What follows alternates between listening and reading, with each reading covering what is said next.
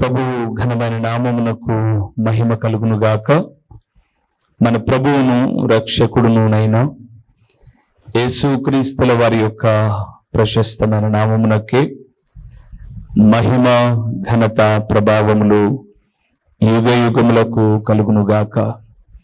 సర్వాధికారి అయిన దేవుడు ఆయన గొప్ప కనికరమును బట్టి మరొక శ్రేష్టమైన శుభదినమును జీవముతో జీవాధిపతివైన దేవుని స్తుతించే భాగ్యమును, ఆయన మాటల యొక్క మాధుర్యతను నేర్చుకునే భాగ్యమును దేవుడు మనకు దయచేసిన విధానమును బట్టి దేవాది దేవునికి మనము ఎంతగానో కృతజ్ఞతాస్తుతులు చెల్లించవలసిన వారుగా ఉన్నాం. అదే సమయంలో దేవుని వాక్యం వినుటకు దేవుని పరిశుద్ధ పాద సన్నిధిలో కూడి ఉన్నాం. దేవుని ప్రియబిడలైన మీ అందరికీ కూడా మన ప్రభు అయిన యేసుక్రీస్తు పేరట నిండు వందనములు తెలియచేయచ్చు ఉన్నాను. దేవుని వాక్యమును ప్రేమించే మిమ్మలను నా ప్రభు ప్రేమించుట మాత్రమే కాక ఆ వాక్యానికి విధేయత చూపుతూ ఉన్నప్పుడు నిండారులుగా ఆశీర్వదించి మెండైన దీవెనలతో తృప్తిపరచునుగాక. ఈ దినమున మనము ధ్యానము చేయబోతున్న అంశ భాగము ఏమిటి అనగా, దేవుని నమ్మిన వారు దేవునికి లెక్క చెప్పవలసినవి ఏవి? దేవుని నమ్ముకున్నవారు దేవునికి ఏ విషయాలలో లెక్క చెప్పాలి? లెక్క చెప్పుట. మీకు తెలుసు, అమ్మ పిల్లలకు ఒక 100 రూపాయలు ఇచ్చి ఏవో తీసుకురమ్మని చెప్పింది అని అంటే తీసుకొచ్చిన తర్వాత లెక్క అడుగుతారు, నేను 100 ఇచ్చాను కదా ఏమైంది అని. అలాగే భార్యాభర్తల జీవితంలో కూడా భర్త భార్యను లెక్క అడుగుతాడు, భార్య కూడా ఏమైందండి, ఇంత సంపాదిస్తున్నారు కదా ఏమైంది అని ఏదో ఒక సందర్భంలో అడగడం కూడా లెక్క అడగడమే. ఇవన్నీ భౌతికమైనవి. కానీ దేవుడు కూడా మనల్ని లెక్క అడుగుతాడండి. ఆయన మనకు 100 రూపాయలు 1000 రూపాయలు ఇచ్చి అడగడు. ఆయన అడిగే లెక్కలు వేరు. దేని గురించి ఆయన మనలను లెక్క అడుగుతాడో ఈరోజు లేఖనాల్లో నుంచి కొన్ని విషయాలు చూద్దాం. రండి మూల వాక్యంలోనికి వెళ్దాం.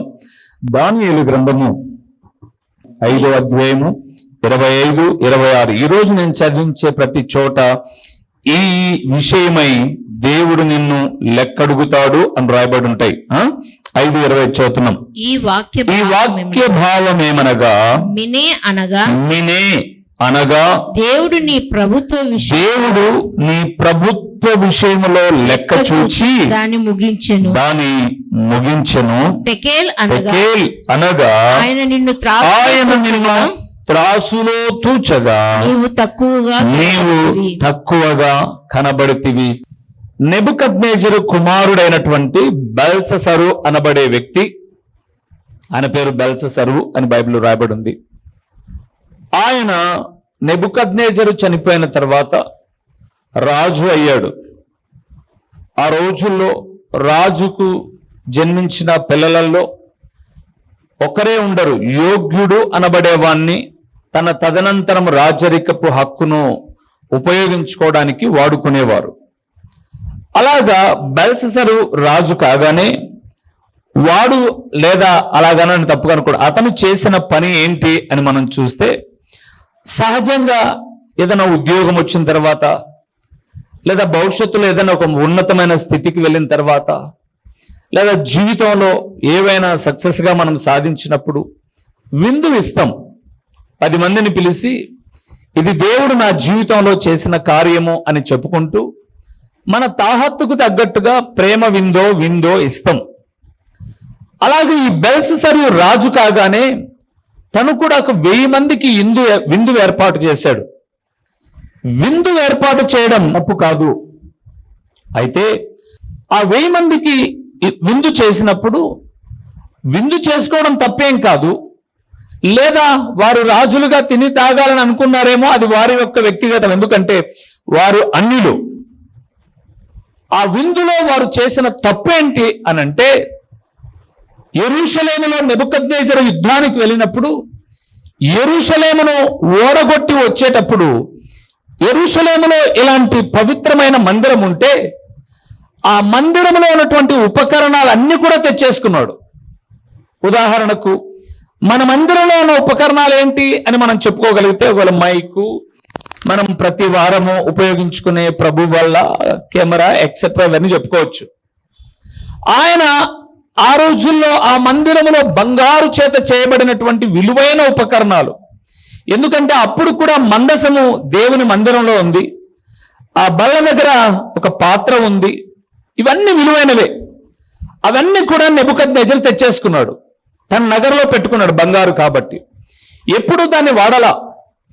బెల్షస్సరు రాజైన తర్వాత ఈ 1000 మందికి విందిచ్చేటప్పుడు ఏ పరిశుద్ధమైన దేవాలయంలో ఉన్నటువంటి ఉపకరణాలు పరికరాలు తీసుకొచ్చాడో వాటిని తెచ్చుకొని దానిలో ద్రాక్షారసం పోసుకొని తాగుతూ ఉన్నాడు. బహుశా వాళ్ళందరూ ద్రాక్షారసం తాగడానికి వెండివి గ్లాసులు అవి వాడేవారేమో, ఇవి దేవుని మందిరంలో ఉన్నటువంటి ఉపకరణాలు బంగారువి, మన ప్రతాపం ఏదో చూయించాలి అని అనుకున్నాడేమో. ఆ బంగారు వాటిలో మద్యం తాగుతూ చిందు వేసుకుంటూ ఆనందంగా గడుపుతూ ఉన్నప్పుడు ఒక అరచేయి మాత్రమే, చెయ్యి అంతా కాదు, అరచేయి మాత్రమే, అంటే ఇటువైపునేమి లేదు, ఇంకా ఈ అరచేయి మాత్రమే వచ్చి ఆ బెల్షస్సరు చూస్తుండగా గోడ మీద ఒక రాత రాస్తుంది. ఆ చెయ్యి మాత్రమే రాత రాస్తుంది. అక్కడ కూర్చున్న వాళ్ళకి ఎవరికీ కనిపించలా, బెల్షస్సరుకు మాత్రమే కనిపించింది. ఎందుకంటే బెల్షస్సరు యొక్క కళ్ళు మాత్రమే తెరవబడ్డాయి. అందరూ మద్యపు మత్తులో ఉన్నాడు, ఇతను కూడా మద్యపు మత్తులో ఉన్నా దేవుడు వీనికి ఒక పాఠం చూపించాలి అని వీడికి మాత్రమే చూపిస్తే ఆ గోడ మీద రాసే రాతను బట్టి భయపడిపోయాడు.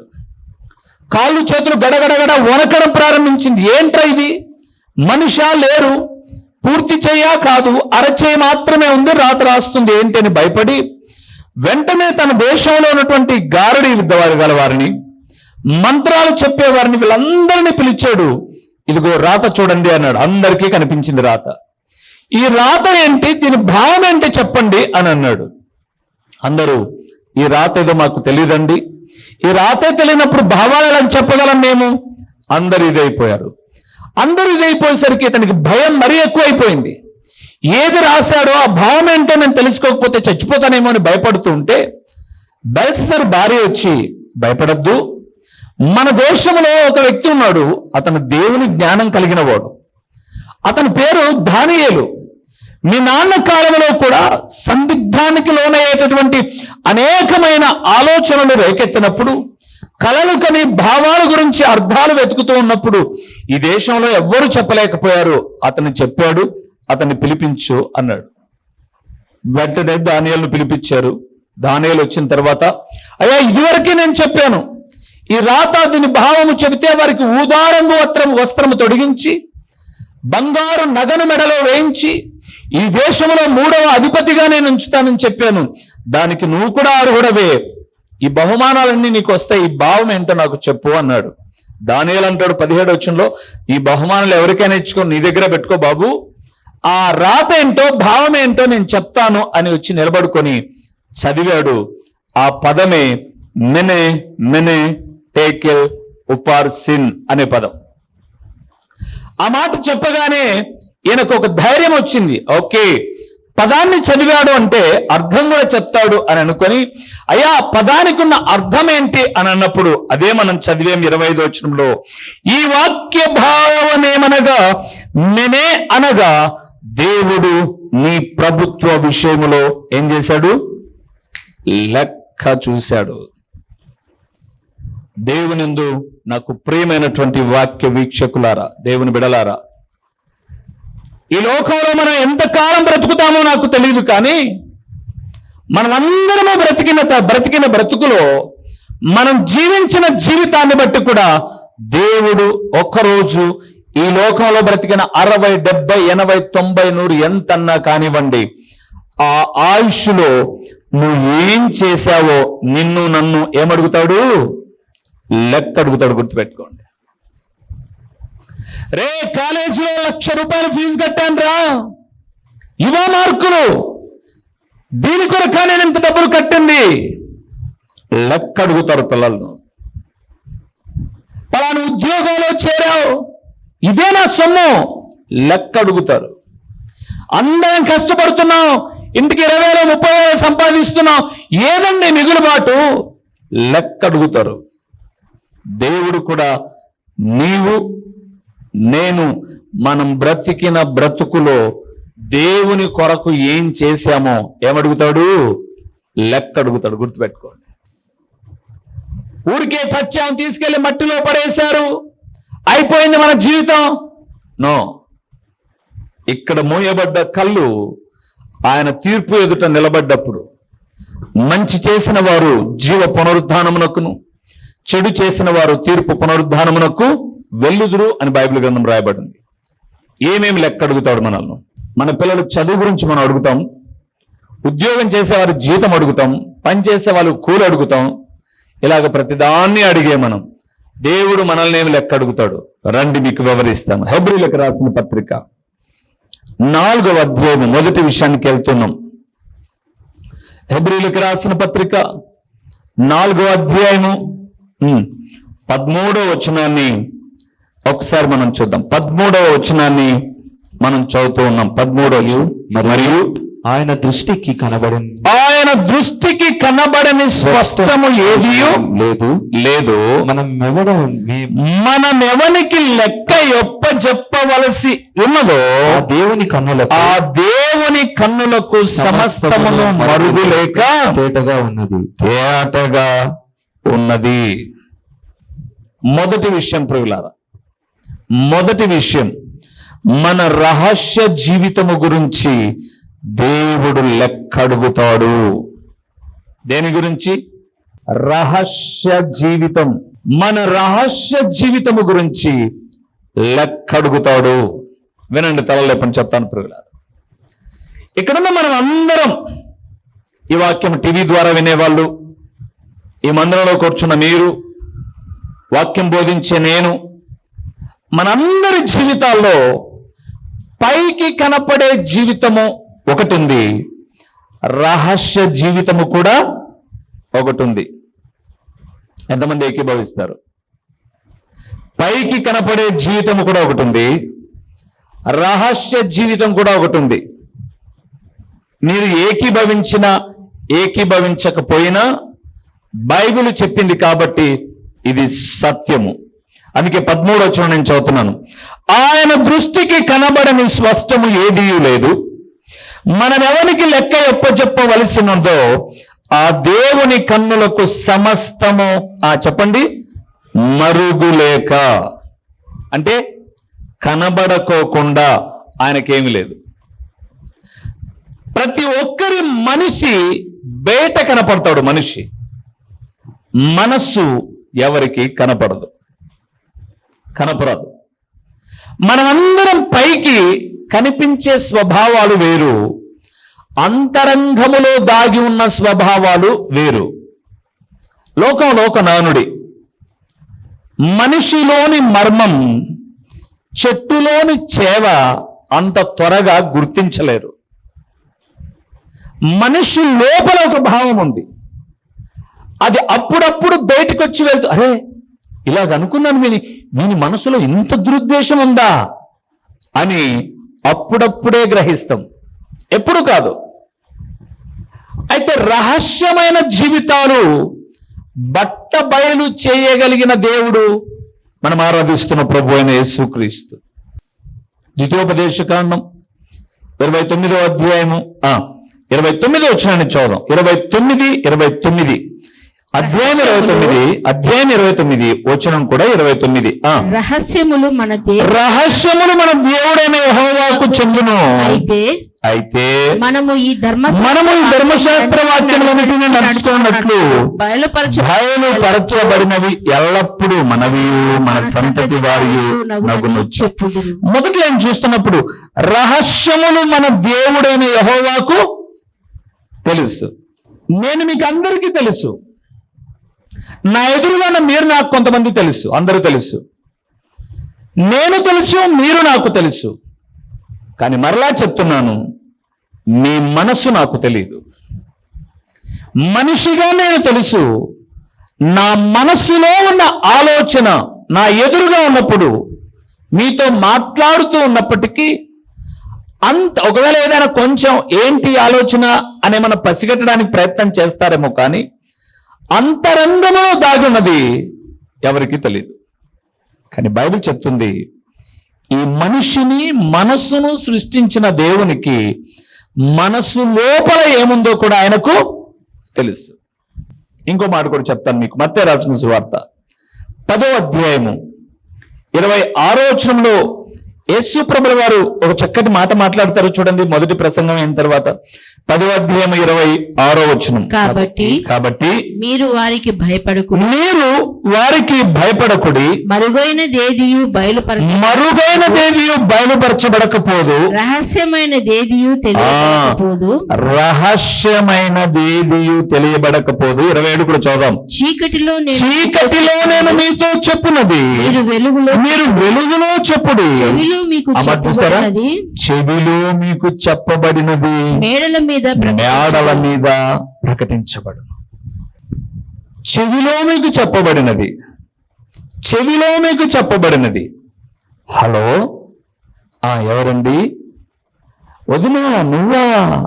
అయ్యో, మన పక్కింటి మన చిన్నమ్మ లేదు, వాళ్ళ పాప నిన్ననే రోగంతో వెళ్ళిపోయింది. కానీ ఎవరు చెప్పాకే అని అన్నాం.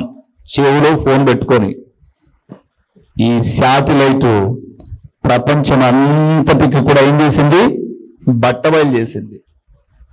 అందుకే కదండి మనం అప్పుడప్పుడు చూస్తున్నాం టీవీలలో, న్యూస్లో ఎమ్మెల్యే గారు చాటుగా మాట్లాడిన మాట టంగ్ టంగ్ టంగ్ అని వెళ్ళిపోతోంది.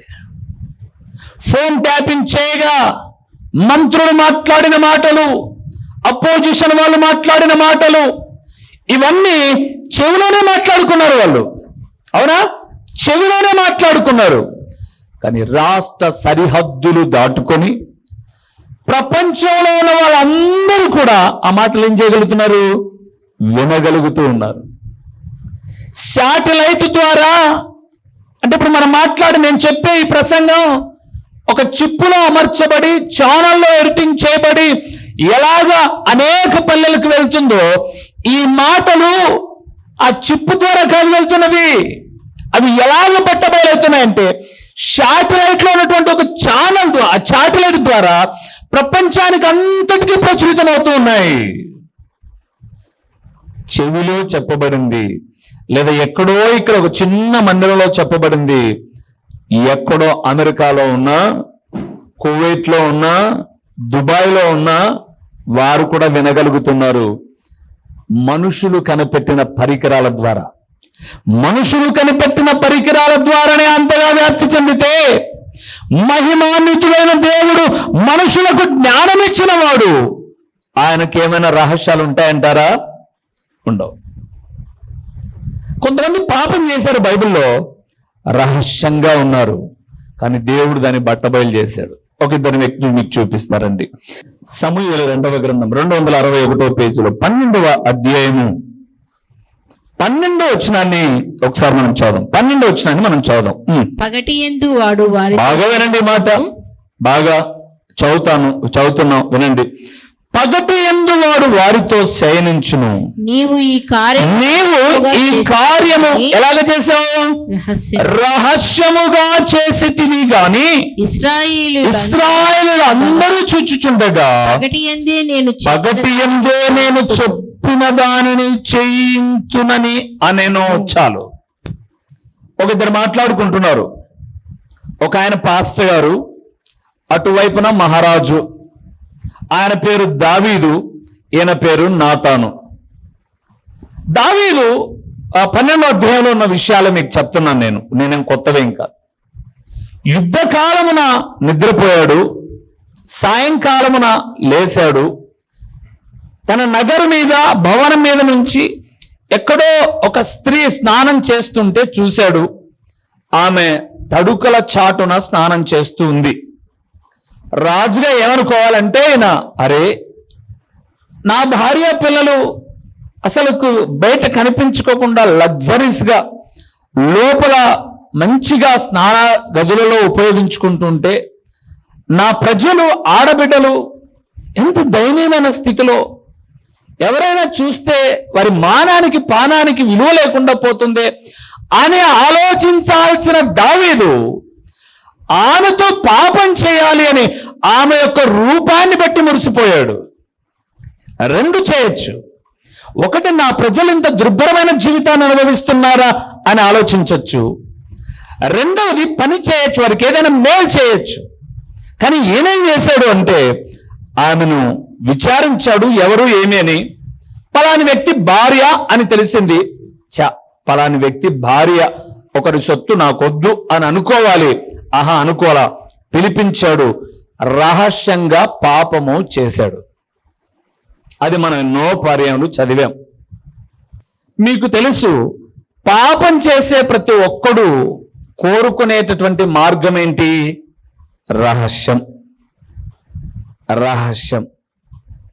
ఎవ్వరూ చూడకూడదు, ఎవ్వరికి కనపడకూడదు. నేను ఇంట్లోకి వెళ్ళినట్టు వచ్చినట్టు ఎవరికి కనపడకూడదు. అందుకే ఫోన్కి ఈరోజు సీక్రెట్ లాక్స్ ఉన్నాయి. ఎందుకు లాక్స్ ఉన్నాయంటే, నేను ఏ పనికి మాల్టీ చూశానో అవి మరొకరు చూడకోకుండా ఆ లాక్ ఏదో నాకే తెలుసు. అవునా? గుర్తుపెట్టుకోండి ప్రియులారా, పాపము అనేది నువ్వు రహస్యంగానే చేస్తావు, కానీ దేవుడు దాన్ని బట్టబయలు చేస్తాడు. ఈయన చేసింది ఎవరికి తెలియదు. ఎందుకు తెలియదన్నా వాక్యం చెప్పి, అవును, ఆమె ఎవరో కనుక్కున్నాడు. ఆమెను ఒక సైనికుని చేత పిలిపించాడు.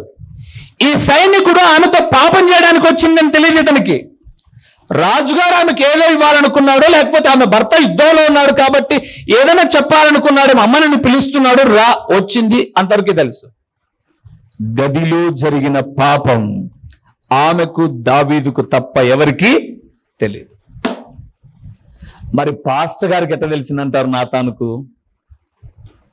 ఏనండి మీరు చెప్పండి. మీరు ఏమంటారంటే, ఏదైనా రహస్యం బట్టబయలైనప్పుడు మా అత్త చెప్పిందేమో, మా కోడలు చెప్పిందేమో, మా అన్న చెప్పాడేమో, మా చెల్లి చెప్పాడేమో కదండి. సహజంగా మానవ నైజం. అయితే నేను అంటాను, వాళ్ళు కాకుండా దేవుడు చెప్పడా? వాళ్ళు కాకుండా దేవుని ఆత్మ ప్రేరణ ఇవ్వదా? అందుకే నీ బుద్ధిహీనతను సరిచేసుకో. దావీదుతో, సరే నాతానుతో దావీదు కొట్లాడడంలా. ఏం మాట్లాడుతున్నావు పెద్ద మనిషి? ప్రతి నెల నీ ఇంటికి ఆహారం పంపిస్తున్నాను, నీ ఖర్చులకు డబ్బులు పంపిస్తున్నాను, నా కొరకు ప్రార్థన చేయ పాస్టర్ గారు అని రహస్యంగా వేరే ఆమెకు నాకు రంకొట్ట కడతావా అని బొంకలా దావీదుకి అర్థమైపోయింది ఏంటంటే, అరే మనం తప్పు చేశాను, నేను కప్పుకున్నాను నేను, కానీ దేవుడు దాన్ని బట్టబయలు చేశాడు. ఒప్పుకోకపోతే చస్తానని భయపడి ఒప్పుకున్నాడు. నేను పాపం చేశాను, నా కొరకు నువ్వు ప్రార్థన చేయి. చూస్తారన్నమాట. 13వ వచనం చూడండి. దావీదేమన్నాడు? నేను పాపము చేసినని దావీదు నాతానుతో అనగా, నాతాను నీవు చావకుండానట్లు యెహోవా నీ పాపమును పరిహరించును. ఎప్పుడు చావను? నీ పాపాన్ని ఒప్పుకున్నప్పుడు చావే తప్ప, నీ పాపాన్ని కప్పిపుచ్చుకొని వాళ్ళు చేయలే, వీళ్ళు చేయలే అని నువ్వు కప్పిపుచ్చుకోవడానికి ఎవరెవరినో వెతుకుతావు చూడు, చస్తావు బేట, జాగ్రత్త. నాతాను చెప్పగానే దావీదు గుండెలు పగిలిపోయి, నేను పాపం చేశాను అన్నాడు. దేవుడు అన్నాడు, నువ్వు రహస్యంగా చేసావు, ఎవ్వరు చూడకోకుండా చేసావు. దావీదు, శిక్ష ఏంటో తెలుసా? నీ భార్యలను, నీ కడుపున పుట్టిన వాడే నగరులో ఉన్న వాళ్ళందరూ చూస్తుండగా మిద్దె మీదికి తీసుకెళ్లి పాడు చేస్తాడు. బాధ ఏంటో నీకు తెలుస్తుంది అన్నాడు. చేశాడా లేదా? అబ్షలోమండి అహీతోపెల ఆలోచన ఇస్తాడు. రాజుకు భయం కలగాలంటే, ఊర్లో ఉన్న వాళ్ళందరికీ భయం కలగాలంటే రాజు ఎవరెవరినైతే భార్యలుగా చేసుకుని తన నగరంలో పెట్టుకున్నారో ఒక బాహాటంగా మిద్దె మీదకి తీసుకెళ్ళు, వారితో నువ్వు పాపం చేయి. ఓ, వారి భార్యల్ని తెచ్చుకొని తన ప్రక్కలో పెట్టుకున్నాడంటే ఏమైనా చేయగలిగిన వాడు అబ్షలోమని భయపడతారని చెడ్డ ఆలోచన ఇస్తే అలాగ పాపం చేశాడు. దావీదు తిరిగి పట్టణానికి వచ్చిన తర్వాత ఆ స్త్రీలందరినీ ఒక చోట పెట్టాడు, కానీ వారితో ఎప్పుడు భార్య ధర్మము జరపలా. బైబిల్ చదివితే, మోకాళ్ళుని బైబిల్ వాక్యాన్ని ఒల్లిస్తే మన తప్పేదో మనకు తెలుస్తుంది. పాస్టర్ గారి మీద రాళ్ళు వేయాల్సిన అవసరం ఏంలే. మనం రహస్యములు ఎవరికి తెలుసు చెప్పండి? ఎవరికి తెలుసు? దేవునికి తెలుసు. మన ప్రభువును రక్షకుడునునైనా యేసుక్రీస్తుల వారి యొక్క ప్రశస్తమైన నామములో ప్రొద్దుటూరు పరిసర ప్రాంతాలలో ఉన్నటువంటి ఆత్మీయులైన దేవుని ప్రియబిడ్డలైన మీ అందరికీ శుభవందనములు తెలియచేయుచున్నాను.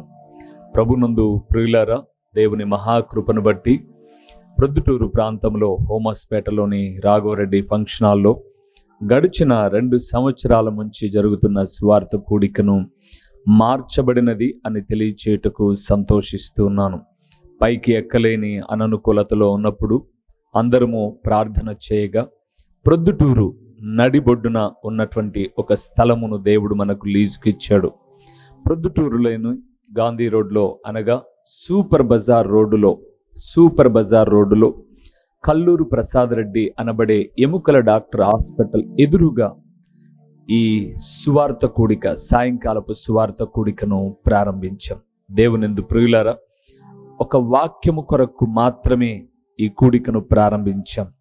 వాక్యము ప్రొద్దుటూరులో లేదు అని కాదు, కానీ మరింతగా దేవుని వాక్యము మీకు చేరువ చేయాలి అని ప్రతిదినము టీవీలో వింటున్నటువంటి దేవుని వాక్యాలు మీకు ఆశీర్వాదకరంగా ఉన్నాయి అని ఒక సంఘ ప్రాంత భేదము లేకోకుండా ఉదయకాలపు కొన్ని అననుకూలతలో కూడా చాలామంది ఆరాధనకు వెళ్ళలేని వారికి, దేవుని వాక్యము వినలేని వారికి ఒక సౌకర్యవంతముగా సూపర్ బజార్ రోడ్డులోని కల్లూరు ప్రసాద్ రెడ్డి హాస్పిటల్ ఎదురుగా ఒక క్రీస్తు ప్రార్థనా గృహము అనే ఒక స్థలంలో ప్రతి ఆదివారము సాయంకాలం 6 గంటల నుంచి 8:30 వరకు ఈ సువార్త కూడిక జరుగుతుంది.